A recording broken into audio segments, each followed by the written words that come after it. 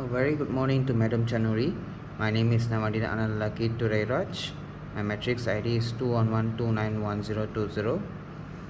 And today we'll be looking at experiment 5, which is buck converter. The objective of this experiment is to study and analyze the principles of buck converter as DC to DC converter that supplies power to DC load at a lower voltage level compares to its input, which is as a step-down converter. And a MOSFET is used as a switching device, and by adjusting the gate frequency and the duty cycle, we can determine the load voltage and power to the DC load.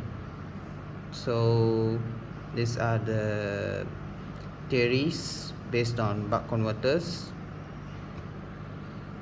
And then the equipments that will be used for today's experiment is function generator, DC power supply, oscilloscope, 6 ampere power diode, resistor load with 200 ohm, inductor with 4 micro, and capacitor with 470 pico, MOSFET with the specification of IRF and 730, which is 1 unit.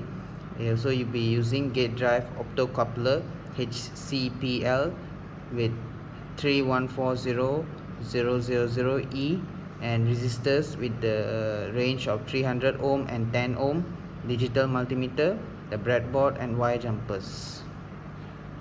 So as you can see, this is the circuit diagram.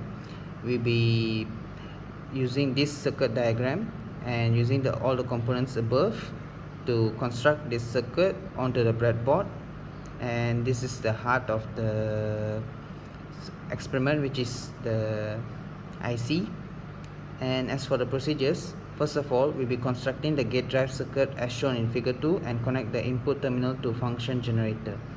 Then we'll be constructing the circuit as given in figure 2 for a buck step down converter circuit, and we have to ensure the correct polarities of the pin connection of the MOSFET, power diode, and electrolytic capacitors.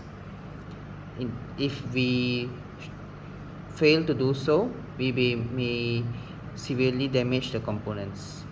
And then we have to set and confirm the function generator output voltage to a square wave of 7.5 voltage peak to peak, and we have to make sure the duty cycle is 75% and adjust the frequency output to 30 kilohertz. And then we have to turn off the function generator, and we have to record the data accordingly as in table 1 for the duty cycle ranging from 25% to 75%. And lastly, we have to repeat this procedure 3 times until setting the frequency to 50 kilohertz. And we have to measure all the necessary data for the duty cycle of 25%, 50%, and 75%. This is what I mean by 3 times. We have to do for 25%, 50, and 75. So this is the results.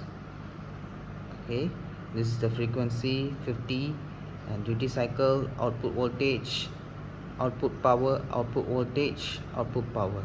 This is theoretical, and this is a measurement in the lab.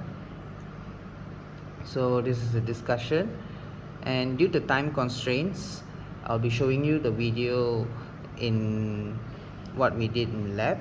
So I guess that's it. Thank you.